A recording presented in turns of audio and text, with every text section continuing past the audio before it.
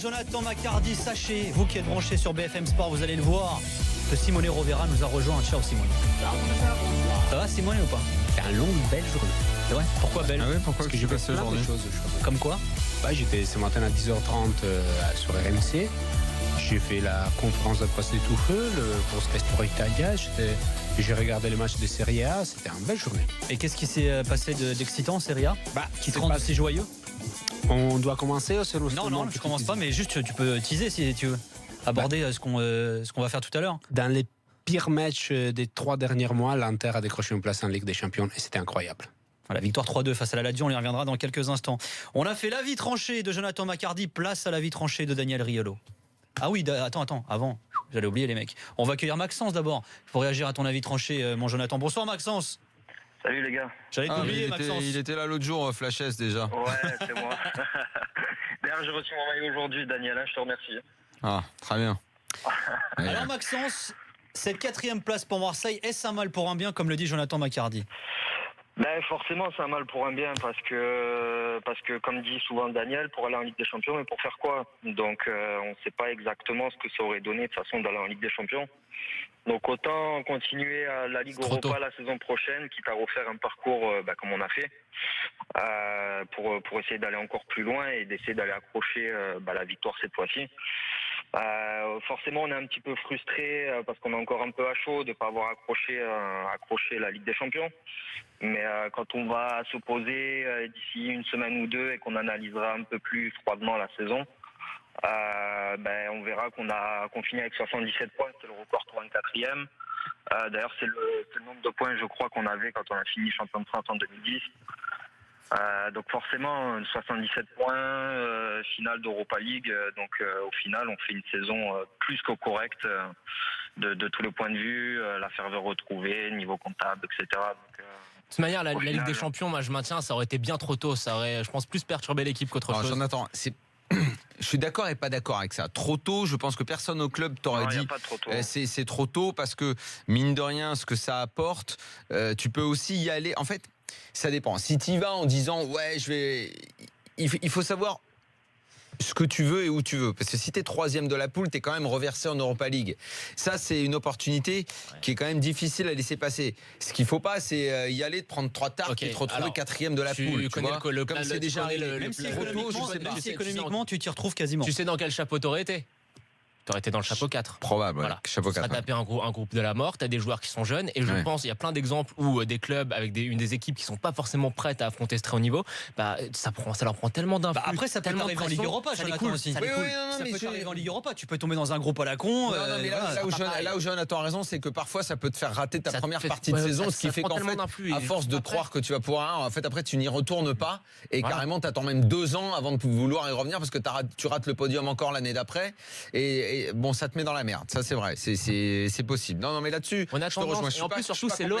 Tu joues pas la Ligue des Champions en étant Toulouse comme c'est arrivé une année, c'est Marseille avec toutes les attentes et la pression médiatique qui va avec. C'est vrai. Moi, franchement, je trouve que c'est nouveau. Alors attends, parce qu'on peut voir la chose à l'envers aussi. Ils viennent de faire finaliste de Ligue Europa. Tu crois pas que les mecs la saison prochaine en Ligue des Champions, les supporters vont se dire l'année dernière on fait finale, là minimum faut qu'on fasse demi. J'ai adoré. Aussi, j'ai adoré le parcours. Je sais pas. Mais Nico, franchement, l'OM, le problème c'est que c'est particulier. Toi, tu dis ça, mais après entre pression médiatique, attente des supporters. Moi, je te parle des supporters. Oui, mais ça te perturbe quand même. Si effectivement tu te retrouves dans un groupe de merde où tu n'arrives même pas à faire 3 pour être reversé, finalement, tu as perdu jusqu'à décembre avec tes 6 semaines où tu es accaparé par ça. Tu perds des points en championnat et ça se trouve, après, tu reviens plus pour être sur le podium dans l'année où normalement tu aurais dû y être.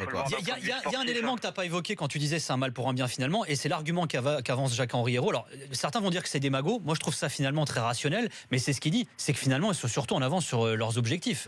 C'est surtout ça le principal argument. Plutôt sur les temps de passage de la progression. Sur l'objectif qui s'était fixé, sur le budgétaire. Ils sont un petit peu en avance, oui, il est vrai. Maxence, vas-y, pardon, je t'ai coupé. Ouais, non, et puis faut le voir aussi d'un point de vue sportif, parce que l'aspect financier cette année par rapport à la Ligue des Champions ne marche pas vraiment, dans le sens où notre parcours en Europa League nous rapporte une petite vingtaine de millions au final. Donc Donc la qualif en Ligue des Champions, on dit que c'est une 30aine de millions, donc c'est peut-être aussi pour ça que Jacques-Henri Hérault a dit que c'était peut-être pas l'objectif au final, que c'était pas primordial d'aller en Ligue des Champions. Il a dit que c'était pas budgété. Maxence, il est difficile. En fait, il est difficile. C'est pour ça que j'ai pas les idées totalement claires là-dessus, parce que d'un côté, tu te dis, bon, si tu y vas, t'acquiers de l'expérience sur les gros matchs, mais ça peut aussi, comme on l'a dit, te griller. Donc en fait, c'est un peu ambigu la position par rapport à ça. On va se rappeler. L'aspect pétasse quand même. On va se rappeler c'est très important. Le parcours aussi en Ligue des Champions dont tout le monde se moque dans cette poule avec Arsenal, Dortmund et Napoli. Ça a plombé la saison de l'OM. Oui, non, mais et il y avait des joueurs d'une toute autre expérience, d'un tout autre calibre. Au final, ça va être le recrutement. Oui, bien sûr, oui. Ouais. Merci en tout cas Maxence de nous avoir appelé. Il n'y a pas de souci, c'est moi. Bonne soirée, à bientôt Maxence. Merci vous aussi. Salut, ciao. Allez, on passe à l'avis tranché de Daniel Riolo. Daniel, il le dit, il a répété un peu mes propos, parce que ça je l'ai dit il y a très longtemps. Daniel souvent s'inspire des plus grands. Là oui, c'est le cas. Voilà, Daniel s'inspire des plus grands. Et quelle est l'inspiration de Daniel ce soir? Quel est ton avis tranché? Ça va être très simple parce que j'ai commencé hier soir à en parler. Il était tard, il était quasi une heure du mat. Exactement, 1h du mat, pas du mat. Effectivement, à ce moment-là, on était en pleine soirée disco. Et j'ai vu passer un tweet aujourd'hui qui m'a un petit peu inspiré sur le sujet et une comparaison qui m'a amusé. Donc je vais parler de Lyon et de ce qui s'est passé hier soir au sortir du match et de ce qui devait être une fête fantastique puisque Lyon avait enfin accroché le podium. Évidemment, l'un des premiers à venir parler, c'est comme d'habitude le président du club. Et c'est vrai que j'ai aimé cette comparaison que j'ai lue aujourd'hui. Il me fait de plus en plus penser à Monsieur Burns dans Les Simpsons. Pourquoi? Michel Aulas. Physiquement, tu sais, le patron un peu aigri, acariâtre, qui devient méchant avec tout le monde et qui se fait détester de tous. Et c'est terrible parce que encore une année va démarrer la prochaine saison et on entendra le grand président, le président qui a fait tant de choses, le machin, sauf que les années passent et que on attend toujours que Lyon revienne. Alors là, ils reviennent en Ligue des Champions. Très bien. C'était une bonne nouvelle hier. Les premiers mots pour déglinguer l'OM, pour se moquer de l'OM. Pour dire en une semaine ils ont tout perdu là. Donc t'imagines l'aigreur qu'il a fallu déverser à ce moment-là et tout ce qu'il a fallu encaisser de voir Lyon accueillir Marseille pour jouer sa finale d'Europa League. Il a commencé l'été en déglinguant le PSG dans tous les sens, prêt à s'allier avec les dirigeants des pays étrangers contre le PSG. Ce qui ne se fait dans aucun autre pays où les dirigeants se font peut-être la guerre sur le terrain, mais en coulisses et dans l'économie, surtout pas, parce qu'il faut s'allier pour que le championnat de France soit fort. Il déglingue le PSG et il termine l'année dans un grand écart fantastique en déglinguant Marseille dès qu'il en a l'occasion et en allant se moquer hier du fait qu'il termine devant l'OM. Écoute, moi je ne comprends pas. Ça fait. Après, il en a pris plein la gueule avec cette fameuse chanson aussi. D'accord, moi je ne cautionne pas tout ce qui est acte de violence et tout, mais le premier à allumer le feu, c'est qui tout le temps? C'est qui tout le temps qui a le briquet à la main? C'est qui tout le temps qui a le lance-flamme? C'est lui en permanence, tout le temps. Moi on me dit à un moment. À chaque fois, ouais, mais c'est sa com, ça fait que vous vous occupez de lui et tout. Mais attendez. Au bout d'un moment, quel avantage il tire de tout ça? Il a mis l'entraîneur dans une position. Au final, le fait est qu'on en parle, la preuve encore ce soir. Peu importe qu'on en parle. Non, mais aujourd'hui, c'est devenu le club le plus détesté.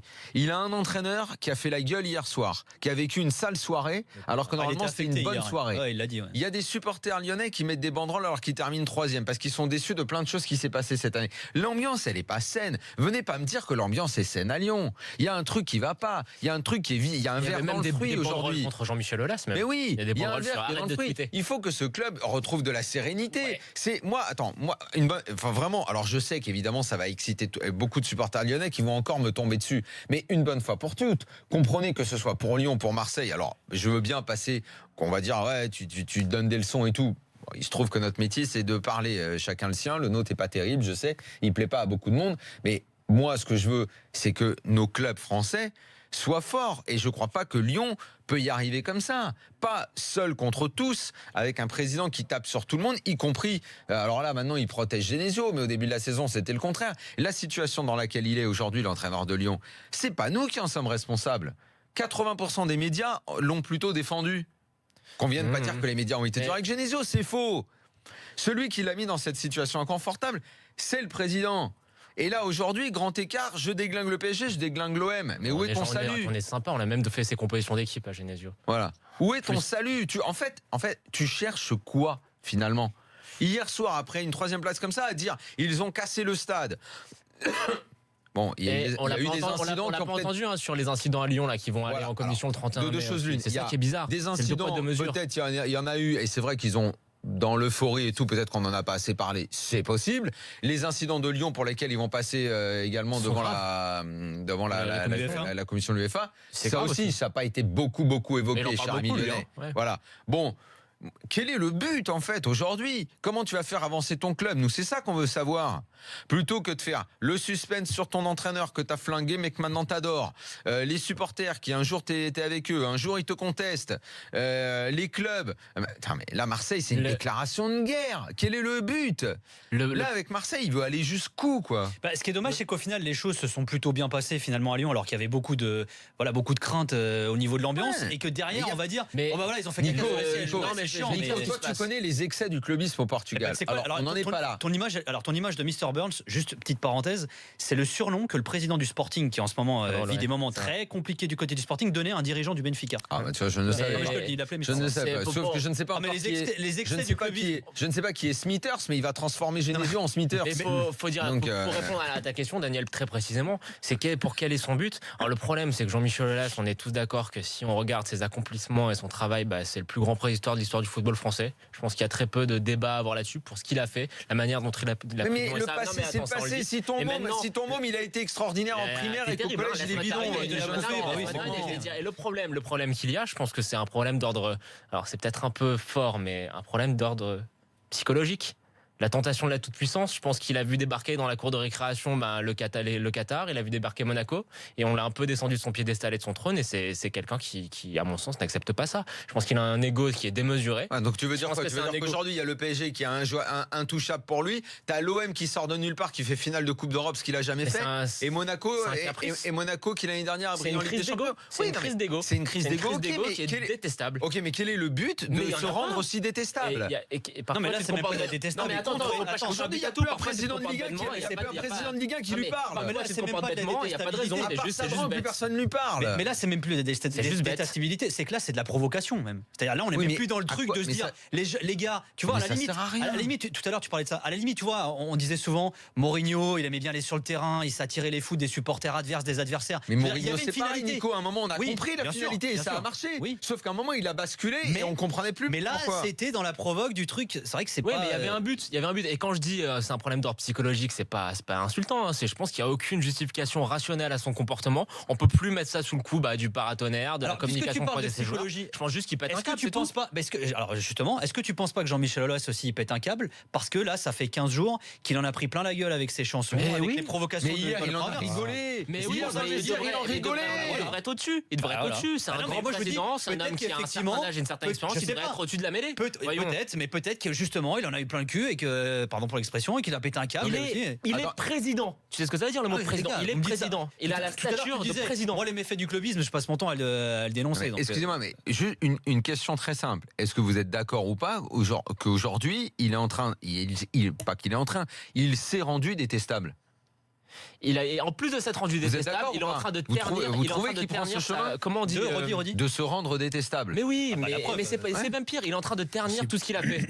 Tu vois, je pense qu'au bout d'un moment, s'il continue comme ça, on va oublier la qualité que Lyon, ça fait très longtemps qu'il n'y a plus rien. Écoutez, juste une réaction. Se faire haïr est la chose la plus extraordinaire au monde. T'as reconnu ou pas ? Non. C'est Mr. Burns dans Les Simpsons. On va accueillir Laurent, qui est supporter de Bordeaux, mais qui veut évoquer et défendre Jean-Michel Aulas. Salut Laurent. Bravo. Bonjour, parce que moi j'hallucine total et je viens de m'apercevoir que Daniel, qui est souvent à contre-courant, rejoint la bien-pensance parisienne, comme tout à l'heure dans le même débat qui a eu lieu, où il disait exactement la même chose, à savoir sur CNews à 1h. Et moi, je vous trouve fantastique, quoi. Parce que là, vous tombez sur Jean-Michel Aulas, mais c'est à croire que vous découvrez le football depuis 3 mois. Il me semble que dans les années 80, on a eu des présidents, nous, à Bordeaux, comme Claude Bèze et comme Bernard Tapie. Donc, quand je vois les Marseillais qui tombent sur Jean-Michel Aulas, je crois qu'ils ont un petit peu la mémoire courte. Mais moi, je vous dis, messieurs, ça fait partie du jeu. Moi, donne-moi un président comme Aulas à Bordeaux, mais moi, je me régale. Je vais me régaler. Et hier soir, je vais te dire un petit truc, quand il est tombé droit dessus sur les Marseillais, franchement, excuse-moi, je m'attendais à ça, et c'était de bonne guerre. Mais le problème, Laurent, c'est que le paradigme a changé. Quel paradigme de quoi? Le paradigme, le jeu entre les présidents, la manière dont les présidents se comportent. On n'est plus dans les années 90. Il y a des enjeux économiques qui sont bien plus importants. Jean-Michel Aulas est à la tête d'un club qui est coté en bourse. Je pense qu'il doit avoir des responsabilités qui sont bien plus importantes. C'est plus la même chose. Et c'est de la conne, hein. Et c'est un jeu le foot. Et les gars. Non mais Laurent, excuse-moi, Laurent. Et quand j'entends dire, oui, il va être détesté de tous les autres présidents. Mais qu'est-ce qu'il en a à foutre? Il défend son institution. Il fait ce qu'il veut. C'est son pognon. Il met son pognon sur la table. Il s'est fait traiter de tous les noms avec un cheval à noix. Oui, en plus, ils ont... Non, Laurent, je pense qu'il y a beaucoup de choses que tu comprends pas, en fait. Hein. Oui, en plus, ils ont fracassé son stade. Et bien, hier soir, ils leur ont mis le couche aux Marseillais. Et puis voilà. Et c'est tout, point barre. C'est de bonne guerre. Alors, Laurent, le problème, c'est que tu ne prends pas en compte une chose, c'est que dans les années 90, si on reprend les exemples que tu as cités, Claude Bèze et Bernard Tapie, je pense que ça rendait, leur comportement était quand même intelligible, intelligent et rendait fiers les supporters des clubs concernés. Et là, quand tu vois qu'à l'Olympique Lyonnais, il y a même une frange des supporters lyonnais qui mettent des banderoles en tribune en disant on veut un président qui arrête de tweeter.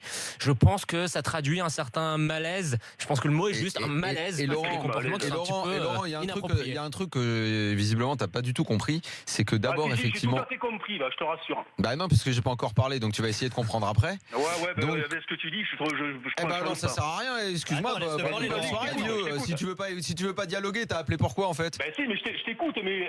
Non, tu dis que non. Vas-y, Daniel. Donc, Laurent, donc je te dis que c'est, comme t'as dit, Jonathan, ça n'est absolument pas le même foot et qu'aujourd'hui, dans le football concurrentiel que tu as en Europe aujourd'hui, si tu, en 2018, si tu continues à taper sur tes clubs voisins avec lesquels tu dois aller au niveau européen uni, que tu continues ta petite guéguerre en interne si tu as envie, mais que tu fasses ce qu'il a fait par rapport au PSG, que tu continues à faire ce qu'il a fait par rapport à l'OM qui allait jouer une finale de Coupe d'Europe dans son stade, ça c'est négatif pour le football français, son image à l'extérieur. À l'époque de Tapie et de Bèze, tout ça on n'en avait rien à cirer. Ça ne comptait pas à ce moment-là. Ça n'est pas du tout le même football. Et en plus, et ça ne veut pas dire, en plus que les comportements, les petites guéguerres qu'il y a eu entre Bèze et Tapie à la fin des années 80, de toute façon, ça ne veut pas dire que c'était bien.